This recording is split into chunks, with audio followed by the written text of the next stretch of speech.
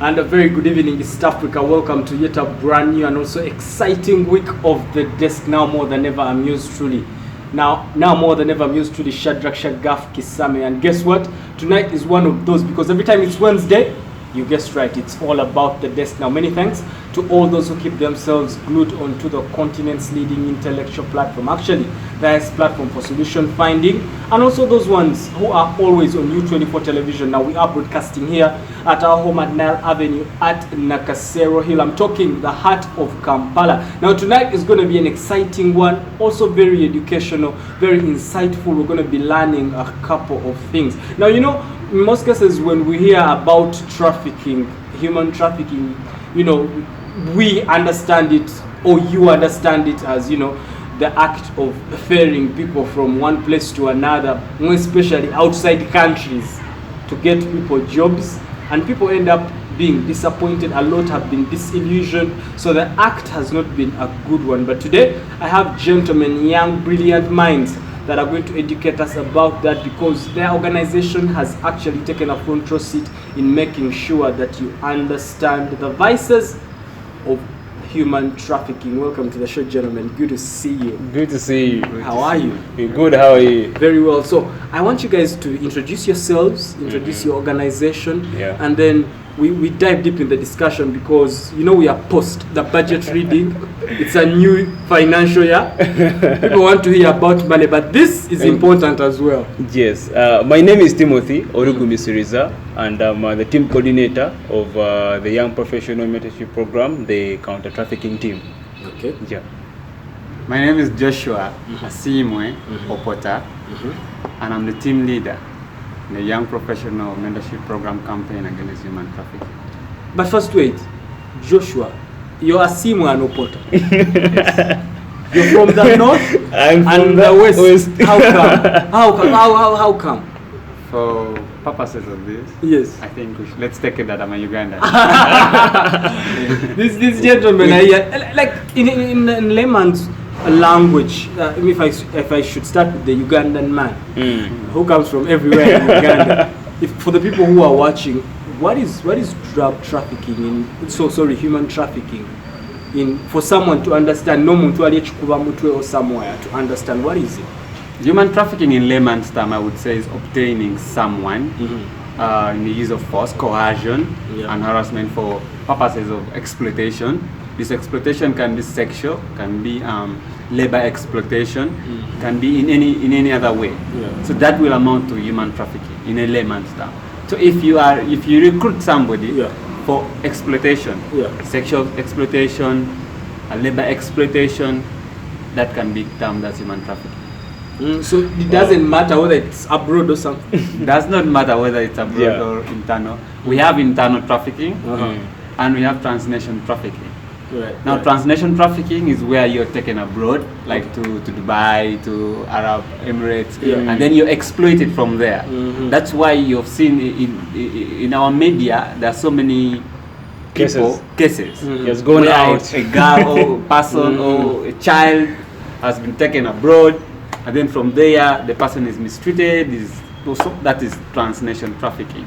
But internal trafficking is there as well, where individually you can get somebody from Kaberamaido, bring them to Kampala here, and you mistreat them. Exactly. Okay, so human trafficking is happening here in Kampala, in Uganda. It's happening. It's not just where someone goes to Qatar or the Arab Emirates and they're like, hey, Abarabu bali kutulugunya. No. Now I'm not Uganda, so tulugunya mna Uganda no. So now, Timothy, I want to bring you in real quick.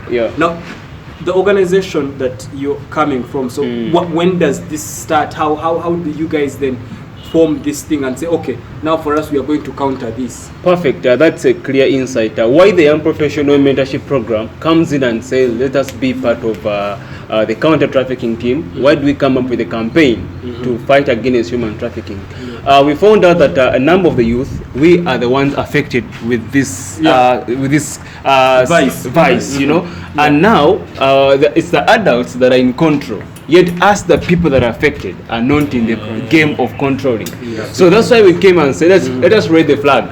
Let us put this up. Let's be the face and make sure that this is really handled at our level. So the Young Professional Mentorship Program came up with this, and we are trying to make sure that number of our youth know about what is happening, know what it means by human trafficking. It's not about maybe like someone highlighted that it's only getting a plane going to Dubai or Abu Dhabi, because it can also happen in our country, because this can happen by bus, even by movement. Someone can get you from Masaka, takes you to Chotera. That's also that can also lead to trafficking. So basically that is what we are focusing on, and finding ways to make sure that we fight this fight. Are the youths complaining about this? Because economy abantu ebocha, so they are not even complaining. They're like, provided I'm getting money. The youth that you guys are standing up for, are they even complaining? Are they even concerned?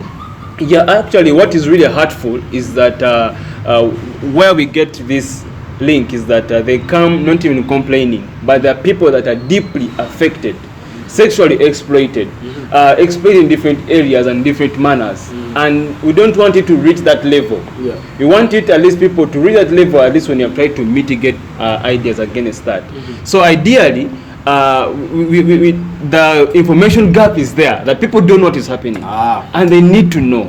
They need to know if I have a domestic worker at home, and he or she is treated badly in this way or the other, that is also trafficking. You know, let us know how to treat people better. Let's know how to act better, and not only think that only when I've gotten outside countries and maybe something happens there, that's the human trafficking. That is really different, because actually on note is that over 30 people who are going out those outside countries are coming back here with successful stories of contracts and that work so well, and over 300 living every other day, going to outside countries to work.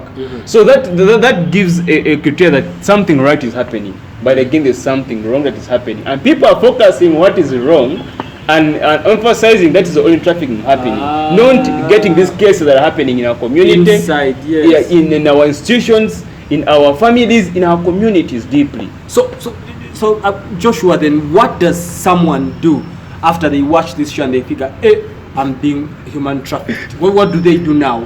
Human trafficking, first of all, before I answer you, I want our viewers to know that human trafficking can happen in various ways. There is nobody like they have written on my face, trafficker. No. Anyone can be a trafficker. Even me, I can be a trafficker. Even Timothy can be a trafficker. But the viewers should know that traffickers are your parents. Traffickers are your family friends, your boyfriends, your schoolmates, even your bosses can traffic you. Because when you look at the annual report that was launched recently in Hotel Africana by the National Task Force on Prevention of Human Trafficking, headed by the Permanent Secretary of Ministry of Internal Affairs and deputized by our patron, Madam Agnes Iguye. The report clearly shows you that parents are the highest traffickers. But do they know what they're doing? Yes, some of them know. Some of them, a number of them don't. Yes, and a number of them don't. Just like my colleague said here, that information gap. And me, I would clearly blame the media somehow. What have we done? You see, the media they are doing a very good job. Media is doing a very good job. But the media, I don't know, they pick out the story that catches fire. That catches fire. They have removed the organ because it is marketed. It is the demand and supply. What people want to see is what that's the problem. If you listen every Monday, they give a press briefing. And always Madame Agnes gives that briefing, and she elaborates very well that we have had traffickers in Uganda. This number, that 2 people have been arrested here. This and this. But if you're to be careful during news bulletin, some of the media houses will focus on those ones who have gone abroad. They will not mind of these ones. No, I think the information gap and the way of which we pass the information is the one causing these problems. But if we are clear and we tell the people that no, it's not all about people who go abroad. In our campaign that I'm heading, I've had so many people come to me in my inbox, and they tell me, for them they think that trafficking is only going abroad. That's what I also thought. Funny. No. You see, I tell them no, it's not.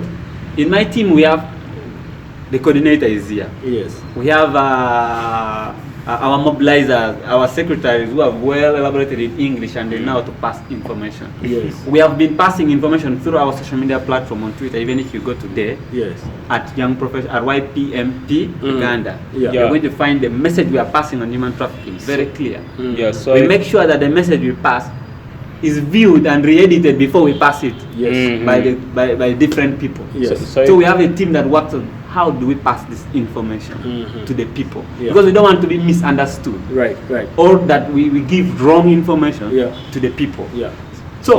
So I think that leads us to what have you been doing, Yes. and what have you been doing as the campaign against human trafficking? Yeah, Timothy, on what the endeavors that you guys have taken, what have you done to stop it? Now that people have understood the Sure. concept, Sure. on that point exactly, let's come back let's take a breather. But when we come back, we start right there. What endeavors are you guys doing so that people can know that, hey, these are the guys to help me? So do not go, we're going for a short break. When we return, it's still the desk, and guess what? You're on U24.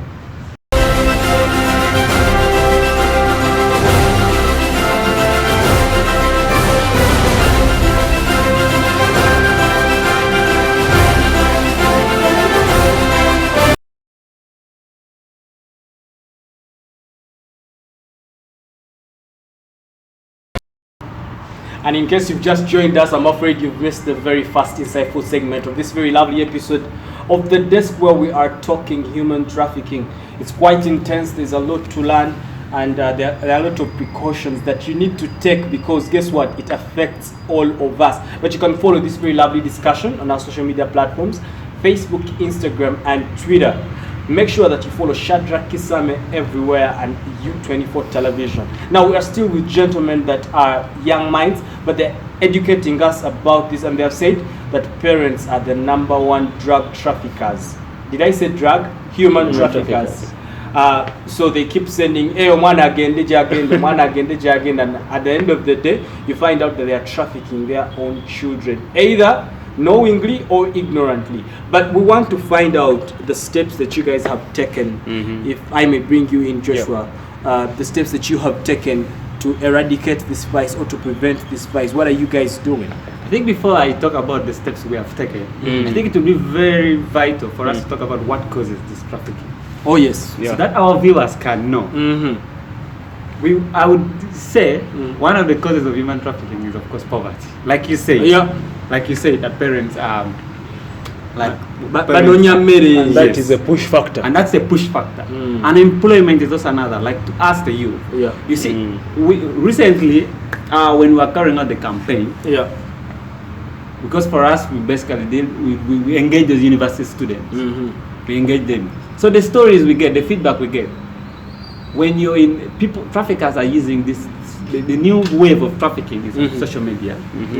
It's all they go to university and they get. Wait, you see, like in football, they call scouting players, scouting for talent. Yes, sure. Yes. So now here, these people, what they do, they wait when you're in third year. You know, you're remaining 1 year to graduate. Right. If somebody's coming in to offer you a job, for you be like this, they're timing you. So they come and they offer you good, lucrative salary, increment, something. Then for you, you'll be like, oh, after my university, I can actually go there. So that's the trick they're using. And social media is one of the reasons. Yes. Is one of the things. Now to answer that, what we are doing. Recently, we had what we call cyber security, education on human trafficking, impact of cyber security, or what is the role played by cyber security on and we brought in an expert from Menisa company, something like that, and she really educated people. We had guests we had people from Nigeria, from Kenya, as well, plus Ugandans who attended, and we were really able to see what can we do. If you've been sent an email, Shadrach, that I'm in West Africa and there's a bank account of mine that you need to send me this kind of, what can you do? That has been a clear. How are people hacking your account? And we were able to know that. You see, there are these links they put on social media, even on social media, on WhatsApp. People send you very many links. Then for you to tap, you just click. People are there who are already. The mere clicking, they already have all your details. People are there working in the background level to know. So that is one of the reasons why they can get access to your social media. They can hack you. So the traffic, they sell them. That's also a business. So your email, when they access it, they will sell it to another person. So that person, those traffickers, they buy it in black market.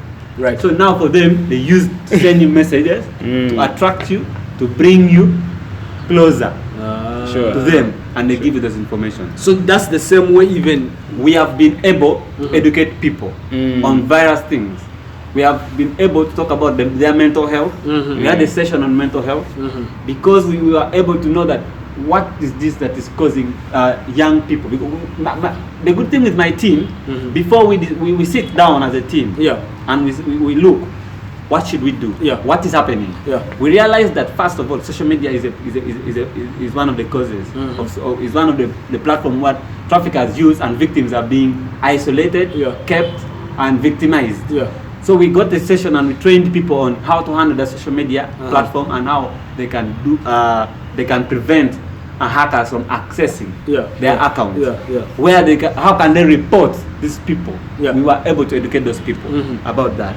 So we looked at the mental health of victims because we understand that when you've been victimized, Shadrach, if you're very careful, if you've just come back, our girls who have come back from abroad, and they've been sexually exploited, they don't be the same.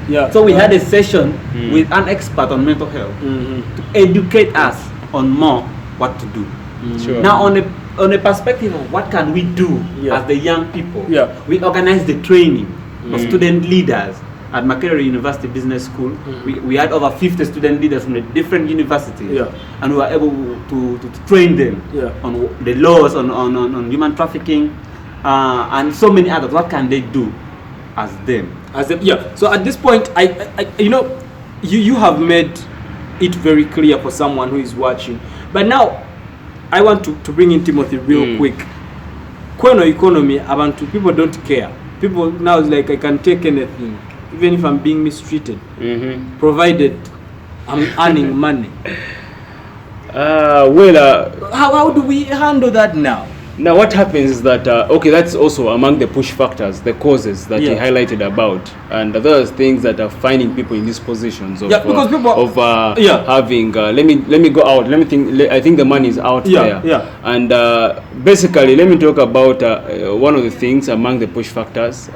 One of them is low skills, perhaps in some of the things that we do, some of them that can give us income. That is affecting us in two ways. One is that we can't find things that we can do so professionally, or maybe as people to make money. That's why, who are people contributing to make sure this is minimized?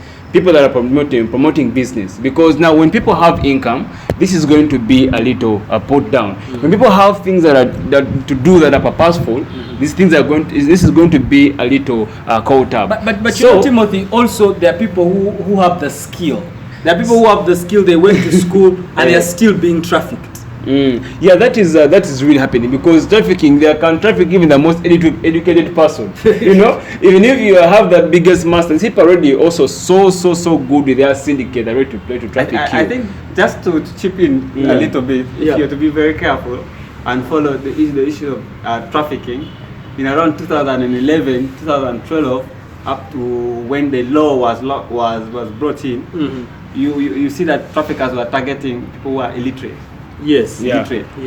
Now they're very wise. People are educated, are being advanced. So now what they want is to look for those ones who are educated actually. Because you just, those ones who are educated, Shadrach, even if it was you, somebody to come and say, I'm giving you, you're working with BBC. Can't you say no? BBC, you are earning $10,000. Buy. So that's the trick they're using. And so it's not all about the illiterate, the word.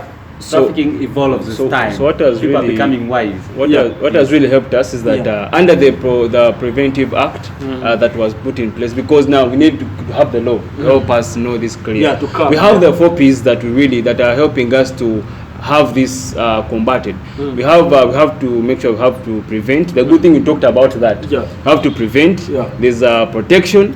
Then there's persecution, and which is a very big thing that is happening now. Actually, on a keynote, we have one of the lawyers from Willow International, which is a very good partner, a very big partner in this field. their lawyer managed to convict one of the people that did a sexual harassment to some child. But over 20 years in prison and 15 million. But is that real? Because some of the reasons why people don't want to come out is that the people who are doing this abuse are extremely rich.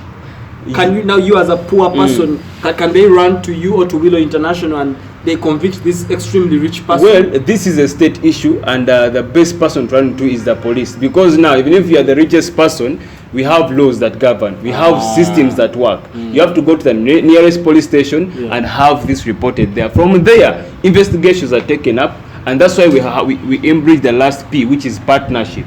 The partnership that they're going to work about this, because lastly we had a conference that involved the police, we had people from the immigration, and which is a clear way, because people, what is one of the biggest causes is that people travel, maybe those that go out and have challenges. There's a lot of fraud, a lot of deception, and how is that going to be combated? Going out is not bad, but when you go out the wrong way is what brings the effects to Uganda and other people.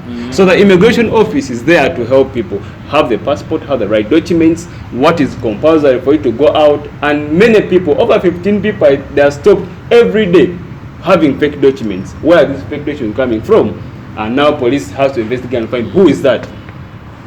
So some of the indicators that you're being trafficked are wrong documents. Wrong documents. That's the first thing. Wrong documents, and they're not clear. Just to tell you, see, most of the people who go abroad have been able to interact.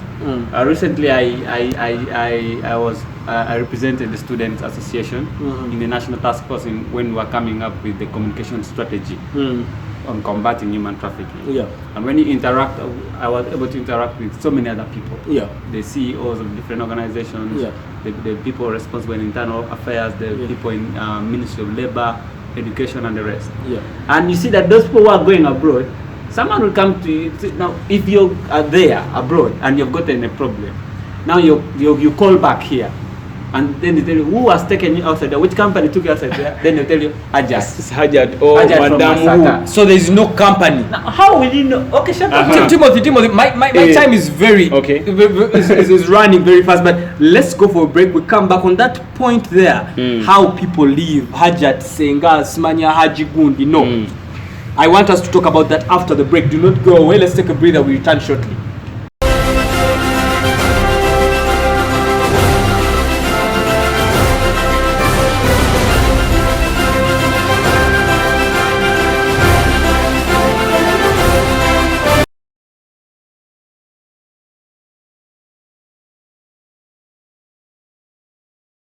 Welcome back. Now you're still on the desk, the continent's leading intellectual platform. I'm talking the highest platform for solution finding. Now tonight we're finding solutions in regards to human trafficking, and we just found out right now, if you're traveling, say, out of the country, you need to specifically know who is taking you, and it should be a company. You guys were just telling me that these people call and you're like, okay, you're facing these problems, but who took you?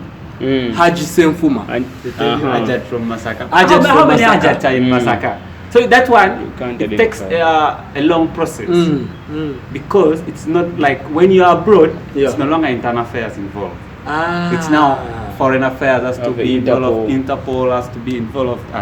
It will take long. And you know, when people are abroad there and are facing problems and they call back home here, they want you to act very fast. But no, these things happen it's a process. It's a process. And so in order to not face problems and then you be in it, because when you get problem from abroad, from let me say from Dubai, and then you call and then you say it is Shadrach and Company that took me there. So it's easy. So it is easy that the people responsible will go to Shadrach and Company, get your details, and they will see a way of helping you out. So my advice to the people who go abroad, simply go through the right direction. The right channels. Go through the right channels is important. You know, the problem with Ugandans is they want to beat the system. So, but no. Shortcuts. But Timothy, I want to find out. I want to find out before we wind up, because it's important for the people to know. Does government really care? Perfect. I think that's a clear question. Before you call up for the government, those companies that my colleague talked about, they must be certified by the Ministry of Gender and Labour and Social Development, and they have to be given a certificate. And everyone traveling out must check and see which companies are shortlisted, because you may go with a company that was not put on the list, maybe it was, and was put off the list. That is also key. You have the right so to you have, access of information. you have to go and know Yes. which is this company on the list of the companies that are really clarified. Then people ask, what's the government doing? And before the government comes in, is what are we doing? Because this is affecting us, and the government is there to help us, get over this. So someone say that maybe the government is not making maybe understanding with other countries. Some countries are not interested. They don't some countries don't see this as something very vital happening. But now, us as Ugandans, what are we doing? Because let it start with us before it gets to the government. So we are glad that we are finding how a way how we can put this clear for the students, for the youth. We are finding all the best ways they can give this information. I think yesterday we had a movie night for the students in Makerere, and students get this information easily when it's brought in ways they can easily understand. Yes. If you bring like a conference, maybe they will think it's a little maybe complexing and etc. But in the movie stand, people will be like, okay, this is happening. That reminds me, I had a guest. I had a guest a couple of days ago on the show. She's called Michelle. She's a high schooler, senior for Kololo, and she tells me, I wish they would. Some teachers are boring. I wish they would. I would rather go on the internet and Google something and see a video. So maybe also this drug trafficking thing. Maybe you guys are using complex information. We are trying to use the best methods as possible. Me and my team, we are really trying our best. That's why we can access you through social media. We have been able to mobilize our physical contacts with people. We are developing flyers that can be online, can be on that point exactly. How someone figures, what do? They call you? Can they come to your office? What do they do for help? If someone figures, okay, I know someone in this situation, or someone called from abroad or something like that, how do they get to you? So the biggest way they can get to us, if it is very urgent and needs quick action, I will still send that person to the nearest police station so that investigation start. Then in case they want to get with us to contact us, they have to follow our Twitter account, and you can find us there any other time. Have the Facebook as the Young Professional Mentorship Program. That's the same thing for Twitter and Instagram as the Young Professional Mentorship Program. As soon as you get to that, you can get to us and we can engage on a bigger conversation to see what we can do. You can call Sauti 1116. Sauti 116. Sauti 116. That's it. If you feel like you cannot go to the police, call Sauti 116. So there are people who fear the police. People think police doesn't care. We have alternative Sauti 116, and you can engage us as well. You can engage us, then we can stand with you and go to the nearest police station, or we can really advise you and connect you to the necessary person. Because as a Young Professional Mentorship Program, Timothy stated very well that we work on the 4 Ps. Yes. And that one is the last one he talked about is partnership. Okay. And we have partnered with we are still partnering with Willow. We are partnering with the dwelling places. On 4th we have a walk of hope. That we are working for the victims of human trafficking, that they find a place of dwelling in, the dwelling places, and so many other things, from here to Karamoja and the rest. So we are partnering with not only those people, different organizations. Yes, a few days ago, a colleague from Kenya was asking how can they partner with us that will give information to those in Kenya as well. So I think the message we are passing is not only for people in Uganda. And like he said, that the bargaining power of Uganda is limited, because this thing is the intergovernmental system and the international law is different. It's not only the purposes, because Uganda cannot, if we are bargaining or sitting on the same table, we cannot argue on the same ground with China or the rest. So we are coming as a regional body so that we can have the same bargaining power, or something closer, those abroad on this issue of human trafficking. Right, our time is really fast spent, But your parting shots, Timothy, as we wind up tonight's discussion. Yeah, my parting shots. One is it is a duty for us, all of us. Everyone has a duty they are playing, and everyone has something they can contribute. Is it the business world? Is it the mentorship world? And I'm sure if we know that this is our duty to play, we shall have an end at this. It is a big duty to play. It can't be played by only us, but everyone that is willing to see how this can be covered. This will be grateful. Then also allow me to thank some people that have really helped us to get this knowledge and maybe share with others. I would thank Madam Agnes Igoe. She has been the deputy coordinator for the trafficking persons. She has really supported us, and we pray that we continue to move this information and also touch more lives across countries. Right. Joshua, your parting shots. What I would say to our viewers, basically, first of all, I want them to come and join the Young Professional Mentorship Program campaign against human trafficking.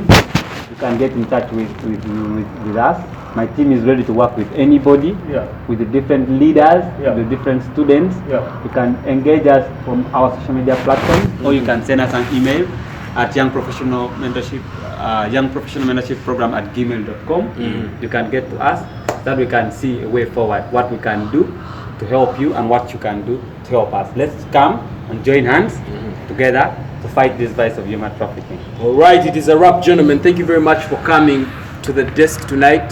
It has been very educational, and Ugandans have gotten a leaf or even two. So in case you need to contact these guys, you know what to do. Just reach out to them on social media, and they'll definitely be able to sort you right there. But we continue to bring you very informative, inspirational content every week, every Wednesday, because remember, if it's Wednesday, it's all about the desk for U24 television. That has never changed, and thank you for always keeping us company for the last 3 years.